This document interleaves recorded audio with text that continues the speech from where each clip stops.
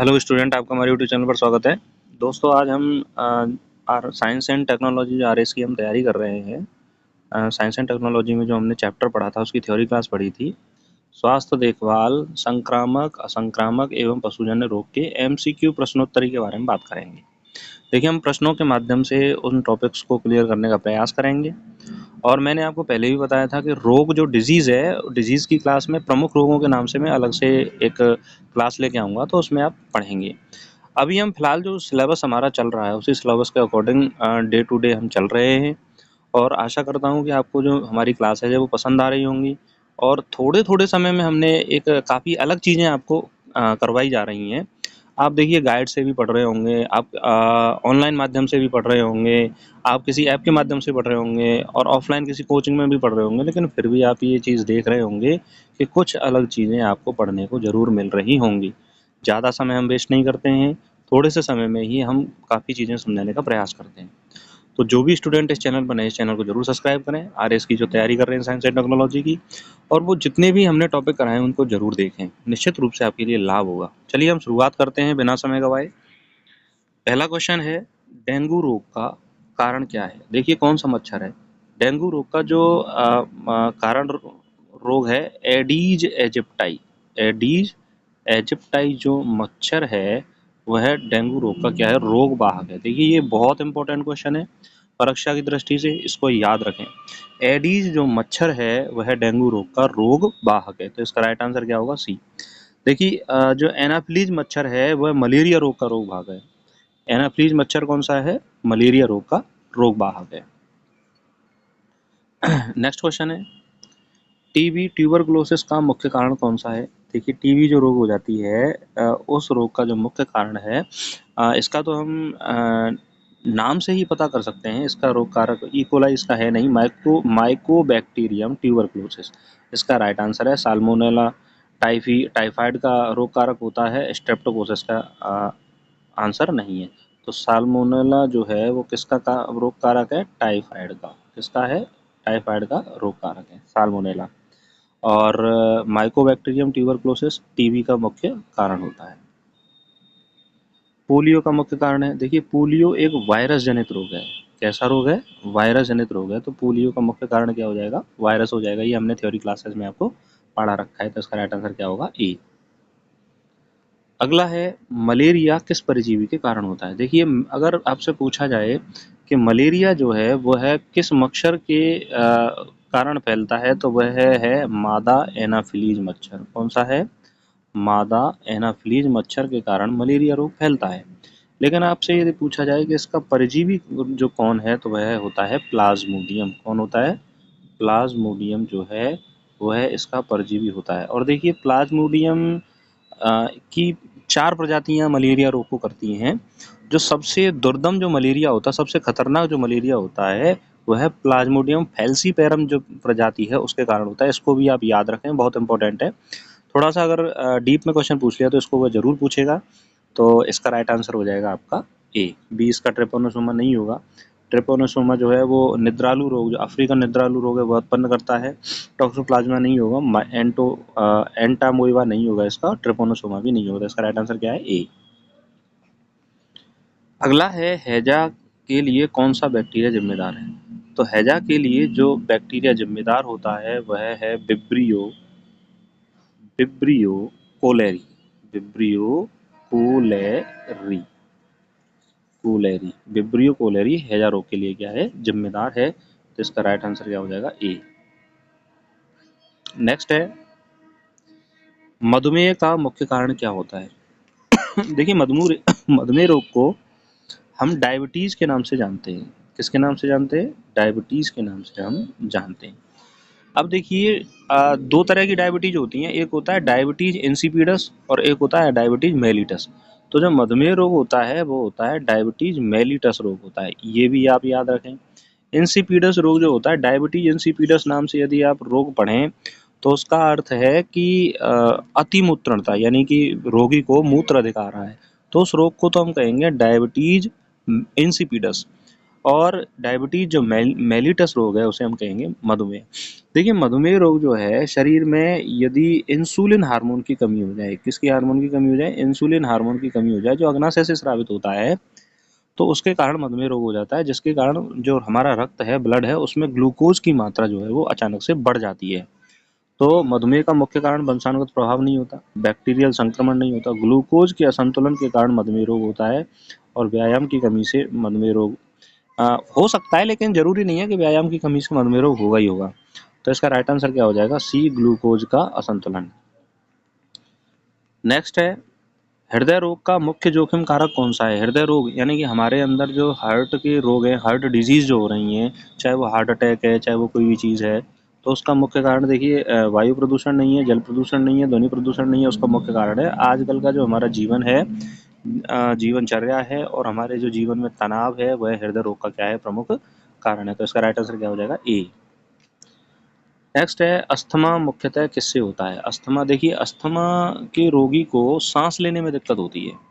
किसमें दिक्कत होती है, सांस लेने में। तो वो जो अस्थमा रोग होता है वह एलर्जी और प्रदूषण के कारण होता है। किसके कारण होता है, एलर्जी और प्रदूषण। तो बैक्टीरिया इसका आंसर नहीं होगा, वंशानुगत कारण नहीं होगा, एलर्जी प्रदूषण के कारण होता है, और खराब आहार इसका आंसर नहीं होगा। तो इसका राइट आंसर क्या हो जाएगा, सी। राइट आंसर क्या होगा, सी। नेक्स्ट है, कैंसर का मुख्य कारण क्या है। देखिए कैंसर का जो मुख्य, कैंसर की डेफिनेशन ही होती है जो सेल होती हैं, कोशिकाओं का uncontrolled division, uncontrolled division, uncontrolled अनियंत्रित विभाजन, कोशिकाओं का अनियंत्रित विभाजन जो है वही क्या कहलाता है, वही कहलाता है आपका कैंसर। अब देखिए कैंसर का अध्ययन क्या कहलाता है, ऑन्कोलॉजी कहलाता है। कैंसर का अध्ययन क्या कहलाता है, ऑन्कोलॉजी कहलाता है। तो ये भी परीक्षा में प्रश्न पूछा जाता है, कैंसर का अध्ययन क्या कहलाता है, ऑन्कोलॉजी। और कैंसर किसे कहते हैं, कैंसर होता है कोशिकाओं का अनियंत्रित विभाजन। ये वायरल संक्रमण से नहीं होता, बैक्टीरियल संक्रमण से नहीं होता, प्रोटीन की कमी से ये नहीं होता। तो इसका राइट आंसर क्या हो जाएगा, ए।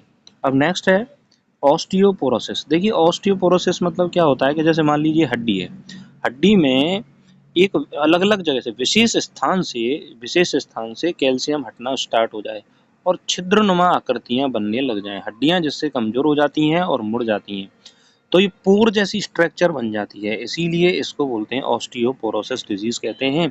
और यह कैल्शियम की कमी के कारण होता है। ऑस्टियोपोरोसिस किसके कारण होता है, कैल्शियम की कमी के कारण होता है। तो इसका राइट आंसर क्या हो जाएगा, बी। नेक्स्ट क्वेश्चन है, रेबीज का मुख्य कारण क्या है। देखिए रेबीज जो है वह एक वायरस जनित रोग है। कौन सा जनित रोग है, वायरस जनित रोग है। तो इसका राइट आंसर क्या हो जाएगा, ए। बैक्टीरिया इसका नहीं होगा, प्रोटोजोआ नहीं होगा, और फंगस नहीं होगा। नेक्स्ट है, एंथ्रेक्स रोग किसके कारण होता है। देखिए एंथ्रेक्स रोग एक जीवाणु जनित रोग है। कौन सा जनित रोग है, जीवाणु जनित रोग है, और उस जीवाणु का नाम है बैसिलस एंथ्रेसिस। क्या नाम है, बैसिलस एंथ्रेसिस इसका नाम है। तो इसका राइट आंसर क्या हो जाएगा, ए। विब्रियो कॉलेरी से तो हैजा होता है, स्ट्रेप्टोकोकस नहीं होगा, माइकोबैक्टीरियम ट्यूबरक्लोसिस से क्या होता है, टीबी होता है। तो इसका राइट आंसर क्या हो जाएगा, ए। नेक्स्ट है, ब्रूसेलोसिस मुख्यतः किससे फैलता है। देखिए ब्रूसेलोसिस जो रोग है वह संक्रमित पशु के कारण फैलता है। किसके कारण फैलता है, संक्रमित पशु के कारण। तो इसमें दूसरे जल्द नहीं होगा, संक्रमित पशु राइट आंसर है, मच्छर भी नहीं होगा, संक्रमित व्यक्ति नहीं होगा। तो इसका राइट आंसर क्या हो जाएगा, बी। एवियन फ्लू मुख्यतः किससे संबंधित है। देखिए एवियन फ्लू पक्षियों में होने वाली बीमारी है। किसमें होने वाली बीमारी है, पक्षियों में होने वाली बीमारी है। तो इसका राइट आंसर क्या हो जाएगा, ए। राइट आंसर क्या रहेगा, ए। नेक्स्ट है, पशुजन्य रोगों के प्रसार को रोकने के लिए सबसे प्रभावी तरीका क्या है। यानी ऐसे रोग जो पशुओं के कारण फैलते हैं उनका प्रभावी तरीका क्या होगा। तो पशुओं का यदि नियमित टीकाकरण किया जाए, वैक्सीनेशन किया जाए, क्या किया जाए, पशुओं का वैक्सीनेशन किया जाए, यानी पशुओं में वो रोग होगा नहीं और वह फैलेगा भी नहीं। तो इसका राइट आंसर क्या हो जाएगा, ए। नियमित टीकाकरण, शुद्ध पानी का उपयोग नहीं, कीटनाशकों का छिड़काव भी नहीं, और पौष्टिक आहार भी नहीं। तो इसका राइट आंसर क्या रहेगा, ए। नेक्स्ट है, आयुष्मान भारत योजना में प्रत्येक परिवार को कितनी चिकित्सा सुविधा दी जाती है। तो आयुष्मान भारत योजना में 5 लाख जो है वह चिकित्सा सुविधा उपलब्ध कराई जाती है। तो इसका राइट आंसर क्या हो जाएगा, डी। नेक्स्ट है, स्वच्छ भारत अभियान का मुख्य उद्देश्य क्या है। देखिए स्वच्छ भारत अभियान का जो मुख्य उद्देश्य है वह है जगह जगह पर स्वच्छता को विकसित करने के लिए शौचालयों का निर्माण करना। तो इसका राइट आंसर क्या हो जाएगा? बी। राइट आंसर क्या होगा? बी। नेक्स्ट है टीकाकरण कार्यक्रम का मुख्य उद्देश्य क्या होता है? देखिए टीकाकरण, जो टीका लगाया जाता है, वैक्सीन जो हम लगा रहे हैं, वैक्सीन इसलिए लगा रहे हैं कि वो रोग ना हो, और रोग नहीं होगा तो संक्रमण भी उससे नहीं फैलेगा। तो इसका राइट आंसर हो जाएगा संक्रमण को रोकना। क्या हो जाएगा? संक्रमण को रोकना। शिक्षा में सुधार टीकाकरण का उद्देश्य नहीं है, आहार में सुधार उद्देश्य नहीं है, रोजगार सृजन भी टीकाकरण का उद्देश्य नहीं है। संक्रमण को रोकने के लिए टीकाकरण किया जाता है। इंपॉर्टेंट क्वेश्चन है, आप इसको याद रखें, पूछा जा सकता है।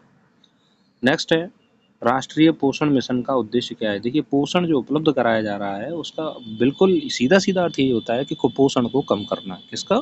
कुपोषण को कम करना। तो इसका राइट आंसर क्या हो जाएगा? ए। बी नहीं होगा, रोजगार देना, जल संरक्षण नहीं होगा, टीकाकरण भी राष्ट्रीय पोषण मिशन का उद्देश्य नहीं है। कुपोषण को कम करना राष्ट्रीय पोषण मिशन का उद्देश्य है। अगला है ई संजीवनी पोर्टल का मुख्य उद्देश्य क्या है? देखिए ई संजीवनी, ई मतलब इलेक्ट्रॉनिक वर्ड आ रहा है इसमें, और जो ई है वह ई संजीवनी है। संजीवनी मतलब हो जाएगा दवाइयों से संबंधित कोई बातें हो रही है। तो टेली मेडिसिन सेवाएं प्रदान करने के लिए ई संजीवनी पोर्टल का क्या किया गया है? शुभारंभ किया गया है भारत सरकार के द्वारा। तो इसका राइट आंसर क्या हो जाएगा? ए। नेक्स्ट है पोलियो उन्मूलन अभियान की शुरुआत कब हुई? तो ये इंपॉर्टेंट क्वेश्चन है। सन 1995 में, 1995 में पोलियो उन्मूलन अभियान की शुरुआत हुई। और देखिए ये जो ईयर है वह एक चीज़ के लिए और प्रसिद्ध है। इसी साल से मिड डे मील MDM योजना भी भारत सरकार के द्वारा विभिन्न स्कूलों में लागू की गई, जिसमें 1 से लेकर 8वीं तक के बच्चों को निःशुल्क भोजन उपलब्ध कराया जाता है, पौष्टिक आहार उपलब्ध कराया जाता है। तो 1995 में ही पोलियो उन्मूलन अभियान की शुरुआत हुई, और 1995 में ही मिड डे मील योजना का शुभारंभ हुआ। तो ये भी एक इम्पोर्टेंट क्वेश्चन है, आपसे परीक्षा में पूछा जा सकता है। नेक्स्ट है मलेरिया के लिए कौन सी दवा सबसे अधिक प्रभावशाली है? देखिए मलेरिया के लिए क्लोरोक्विनोन जो दवा है वह सबसे ज़्यादा प्रभावशाली होती है। तो इसका राइट आंसर क्या हो जाएगा? सी। राइट आंसर क्या रहेगा इसका? सी। नेक्स्ट है टीबी रोग की पहचान के लिए कौन सा टेस्ट किया जाता है? तो मॉन्टू टेस्ट या मंटू टेस्ट जो है वो टीबी रोग की पहचान के लिए किया जाता है। तो इसका राइट आंसर क्या हो जाएगा? डी। ये मोस्ट इंपॉर्टेंट है, इसको आप याद रखें। मंटू टेस्ट जो है वो टीबी रोग की पहचान के लिए किया जाता है। डेंगू की पुष्टि के लिए कौन सा टेस्ट किया जाता है? देखिए अगर डेंगू की पहचान करनी हो कि डेंगू रोग हो सकता है या नहीं, तो उसके लिए तो RT-PCR किया जाएगा। लेकिन यदि डेंगू रोग की पुष्टि करनी हो, क्या करनी हो हमें? पुष्टि करनी हो, तो एलाइजा टेस्ट किया जाता है। एलाइजा टेस्ट एड्स के लिए भी किया जाता है। तो एड्स के लिए भी एलाइजा टेस्ट उपयोग में आता है, और डेंगू रोग की पुष्टि के लिए भी एलाइजा टेस्ट उपयोग में आता है। तो इसका राइट आंसर क्या हो जाएगा? बी। नेक्स्ट है कुपोषण का पता लगाने के लिए सबसे सामान्य संकेतक क्या है? तो BMI बेसिक मेटाबॉलिक इंडेक्स जो है वह सबसे सामान्य इंडिकेटर है। तो इसका राइट आंसर क्या हो जाएगा? सी।